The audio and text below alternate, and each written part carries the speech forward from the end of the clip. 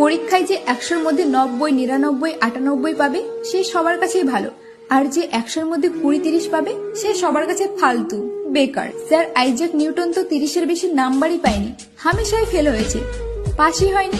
School থেকে তাড়িয়ে দিয়েছিল তাকে, যে এ পড়ার যোগ্যই না।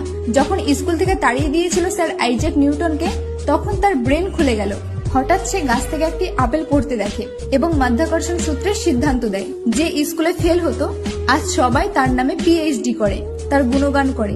পাস আর ফেলের সাথে কারোর জীবনে কোনো যায় আসে না। তুমি যদি আইনস্টাইনের গল্প পড়ো, তাহলে আইনস্টাইন তো ক্লাস 9-এর বেশি পড়তেই পারেনি, তাড়িয়ে দিয়েছিল স্কুল থেকে, কারণ সে সবসময় অন্য কিছু ভাবতো। কিন্তু তাড়িয়ে দেওয়ার পর সারা বিশ্বে E=mc² এর যে ব্যাখ্যা দিয়েছিল আইনস্টাইন, তাতে পুরো দুনিয়া প্রশংসা করে। শেষমেশ আমি এটাই বলতে চাইছি, কেউ ক্লাস 9, 10, 11, 12 পড়াশোনা করুক, তাতে কোনো আসে যায় না।